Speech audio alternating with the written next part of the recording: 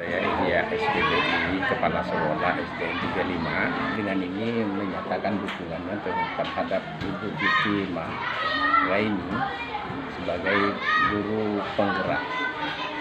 Harapan saya ke depannya supaya Bu Kiki ini punya berpotensi menjadi guru penggerak.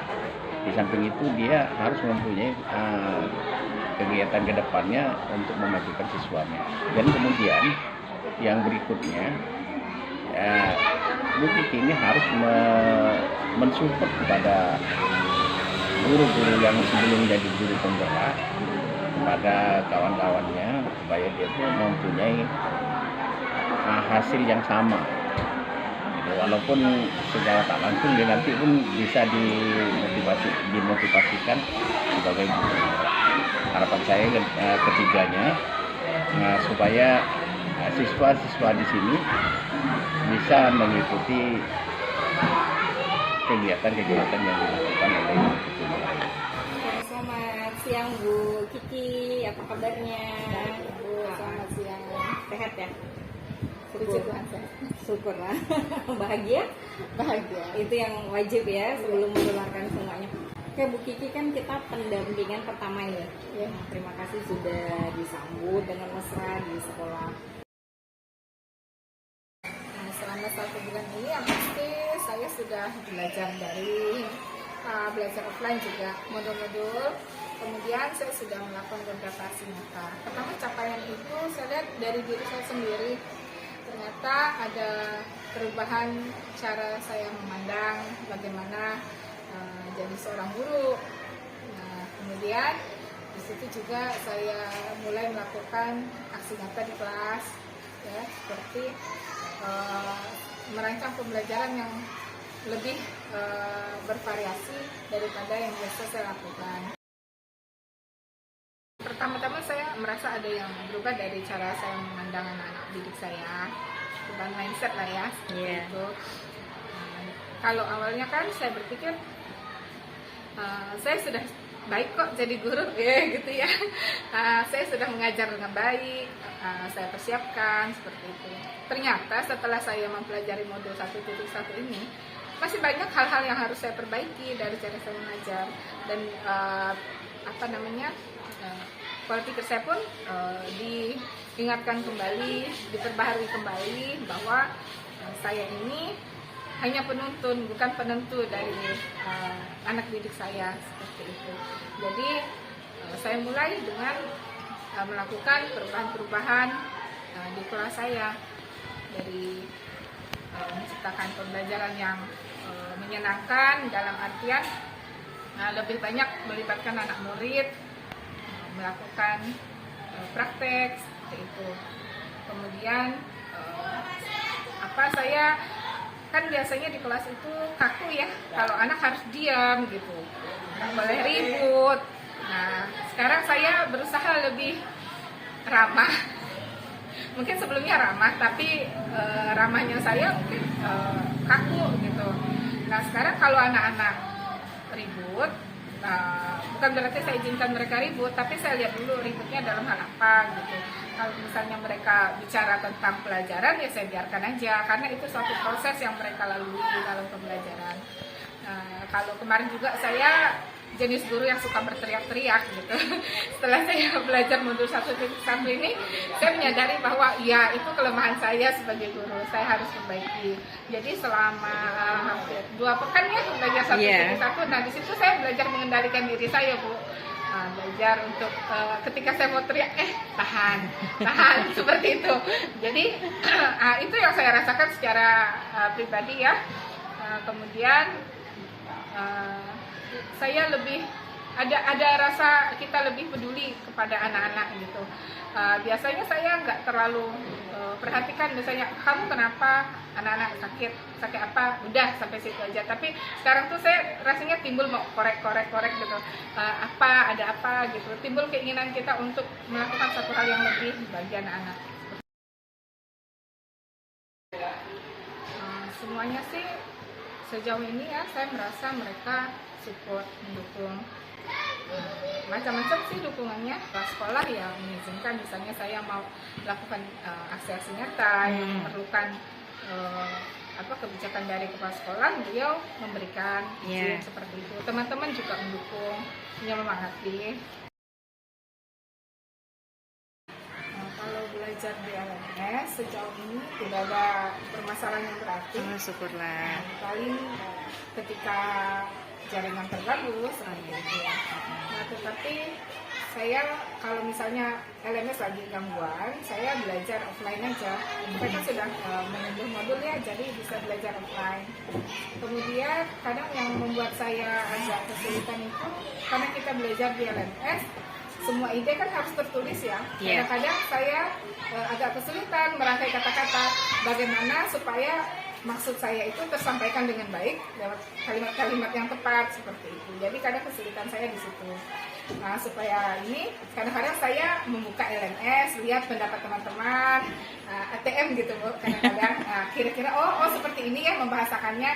Saya lihat punya orang, dia ucapan seperti ini, saya paham.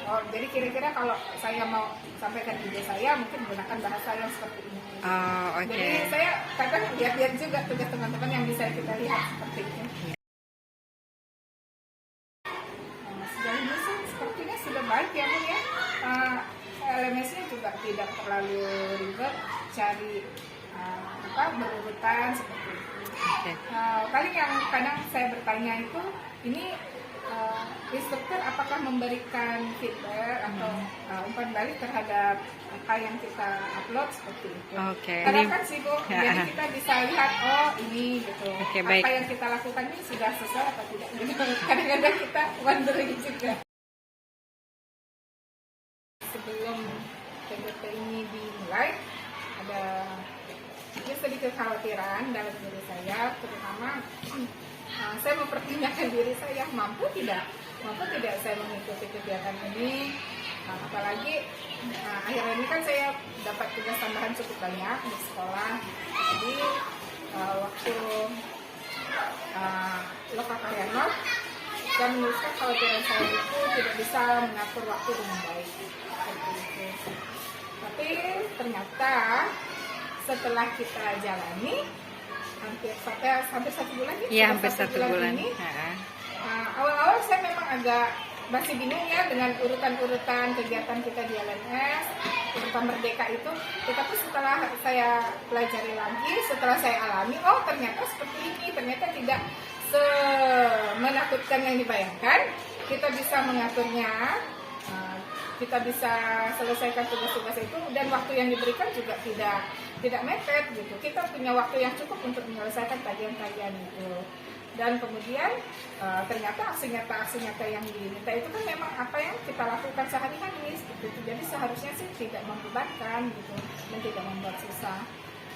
Jadi saya merasa ternyata kekhawatiran saya ya tidak terbukti. Sejauh ini saya masih bisa memanage waktu saya dengan baik. Harapan saya untuk kedepannya semoga tidak berubah ya, maksudnya tahapan-tahapan ini limit-limit waktu yang diberikan untuk menyelesaikan tagihan-tagihan juga tidak dipercepat seperti itu.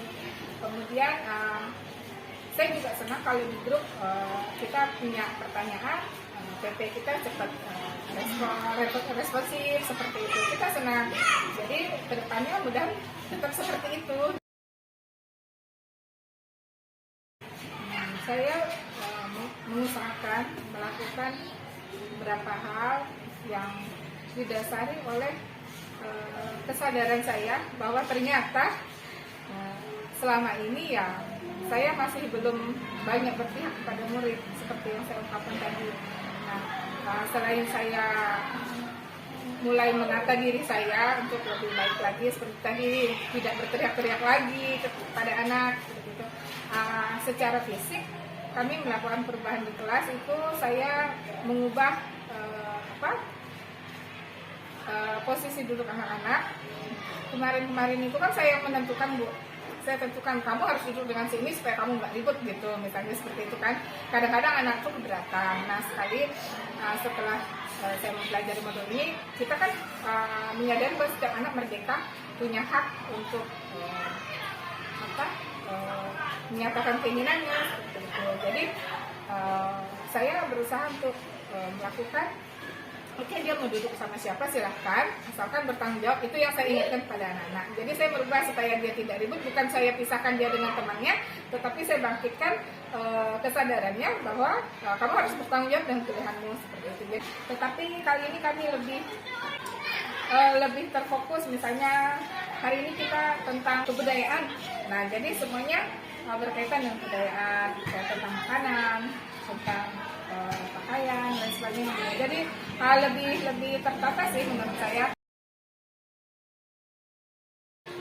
Kalau untuk jejak digital yang sudah saya lakukan sejauh ini YouTube ya Bu, karena memang kita pada pembelajaran pandemi kan kita juga sudah buat YouTube. Jadi karya-karya animator saya itu nanti saya upload di YouTube. Kemudian saya juga berencana untuk menggunakan Google Site. Google Site ya. Google Site. Karena itu lebih banyak yang bisa kita tampilkan di Google Site ketimbang di YouTube. Kalau sejauh ini sih saya baru merencanakan tuh ya identitas diri pasti ya, aksi nyata, kemudian pengalaman-pengalaman seperti itu. Belum ada ide tambahan sih Bu, belum muncul. Mungkin nanti bisa kayak saling menanggapi seperti itu. Menurut saya sih, saya orangnya mandiri. Saya suka belajar. Jadi kalau mandiri itu kan berkaitan dengan keinginan untuk belajar sepanjang hayat ya. Saya suka belajar, saya orangnya suka belajar, suka hal-hal yang baru. Jadi menurut saya itu kelebihan yang sudah saya miliki. Saya juga reflektif orangnya. Jadi saya orangnya cepat ini Bu, terbuka gitu. Jadi kalau ada hal-hal yang baru, saya tidak serta-merta menolak. Kadang-kadang kan orang udah saya udah enak di sini. Kalau saya enggak. Kalau saya pikir oh ya itu bagus, saya cepat gitu. Nah menurut saya itu kelebihan yang sudah saya miliki. Kekurangannya mungkin saya harus lebih lebih konsisten kalau kolaborasi dengan rekan-rekan gitu. Kadang-kadang kan saya kalau orang saya ajak nggak mau, kadang-kadang ya udah gitu. Nah tapi itu kan harusnya kita lebih lebih persuasif ngajak orang seperti itu. Kadang-kadang kan ada yang sudah kita ajak kolaborasi 1 kali, 2 kali, 3 kali. Kalau udah 3 kali diajak nggak mau ya udah gitu. Kadang-kadang kita patah semangat juga. Jadi mungkin yang harus saya tingkatkan itu ya semangat untuk terus berbagi, terus mau berinovasi. Seperti itu yang harus saya tingkatkan pada diri saya. Untuk usaha pendampingan, ini kan pendampingan pertama ya Bu. Jadi sepertinya ini berjalan dengan lancar. Syukurlah. Semuanya sesuai seperti rencana. Jadi saya pikir belum ada hal-hal yang perlu kita perbaiki atau apa. Cuma harapan saya ke depan mungkin untuk pendampingan ke depannya juga bisa di waktu ya seperti ini gitu di pagi hari.